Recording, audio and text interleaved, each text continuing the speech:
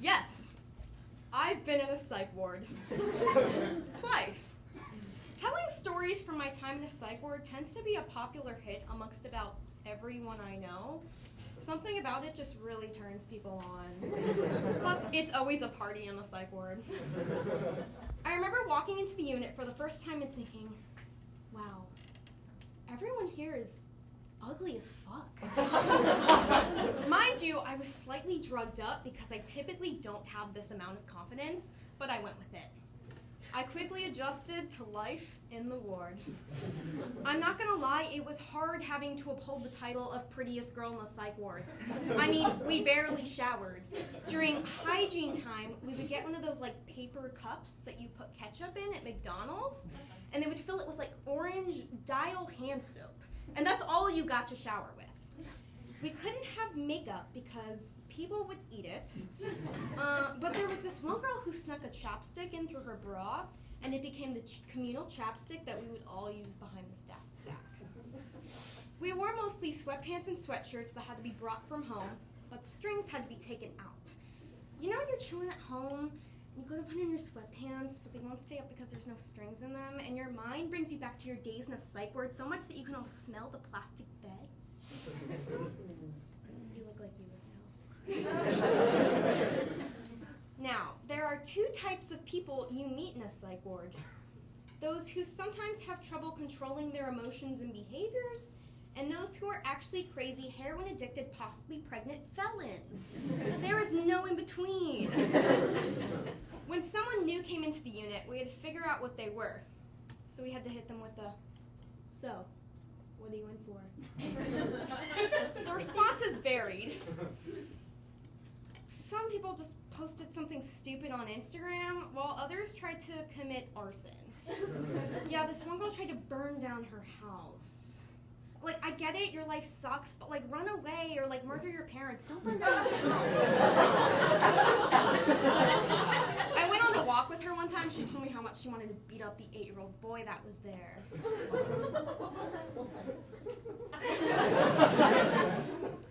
My friend group consisted of Yogi, Delaney, and Abby.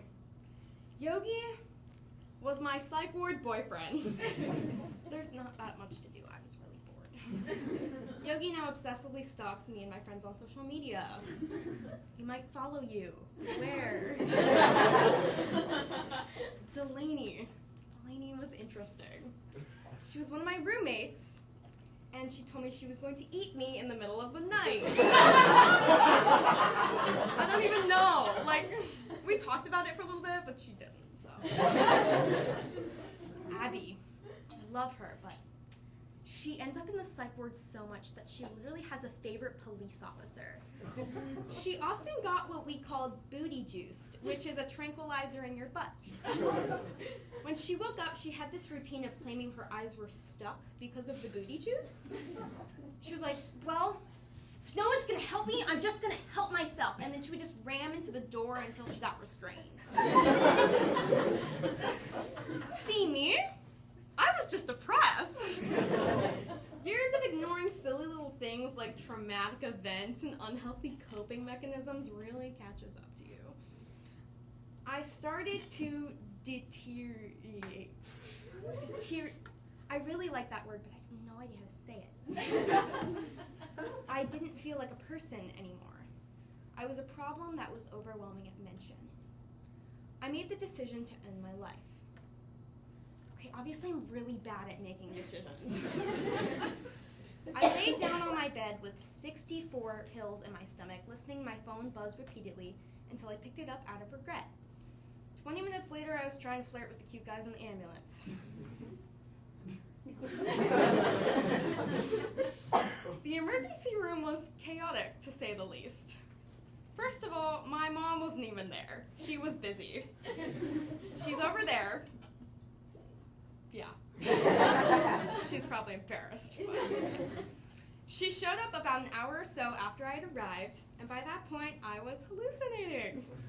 I thought I saw my middle school Chinese teacher, so I yelled out, "Shanlo Hong, Guobuji Dao! Happy Chinese New Year! You're the rat!"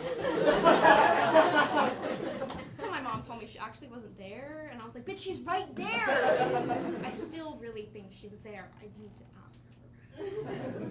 I also ripped the IV out so many times that the nurses had to tape it down, which I don't remember well, but I clearly remember my ballet teacher walking in and me putting on a smile for her.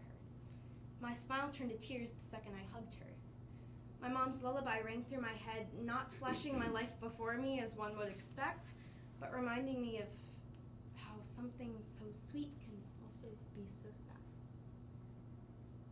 Say when will we ever meet again? Say when will we ever meet again? Say when will we ever meet again? Say when, dear friends, say when.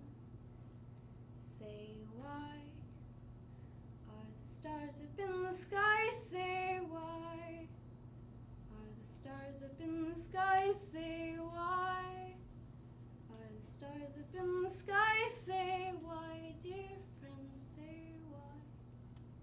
Say where, and I'll meet you right there. Say where, and I'll meet you right there. Say where, and I'll meet you right there. Say where, dear friends, say where.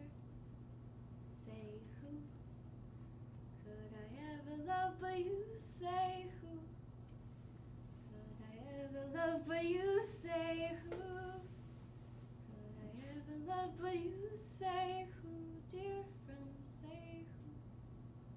Say when, say why, say where, say who, dear friend. I've spent the majority of my life smiling. Ever since I was little, it was the only way I knew how to spread my joy. It became a thing for me to walk into my 3rd grade class in the morning with a big grin plastered from ear to ear, and my teacher would yell, "There she is!" I remember one day I walked in without a smile, and my teacher, genuinely concerned, asked, "Is there something wrong?" And I realized, oh shit, I'm not smiling. So I put on the face I knew so well.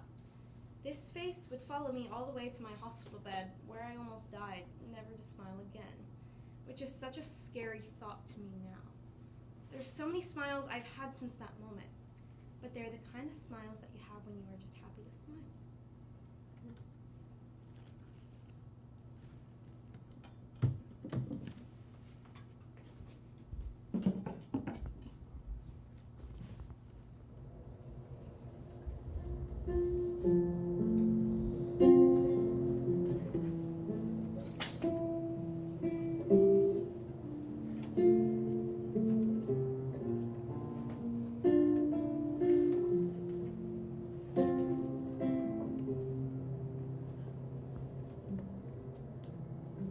If I'm to die before I reach you, please know I'm meant to love you till I did.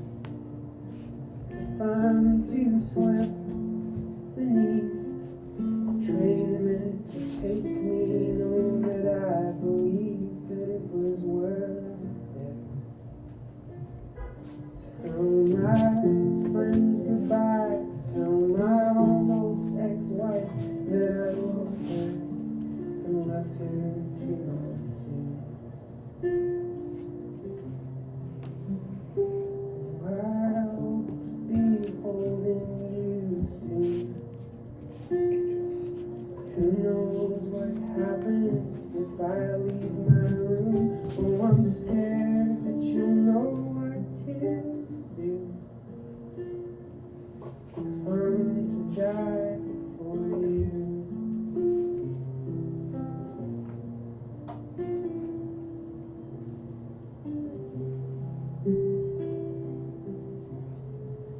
If I'm to die before I hold you, no, my arms were the worse off for it. If I'm set upon dragged from my room as I write, you will be my last thought before I quit. Give my family love, I would watch from above, but I fear there is nothing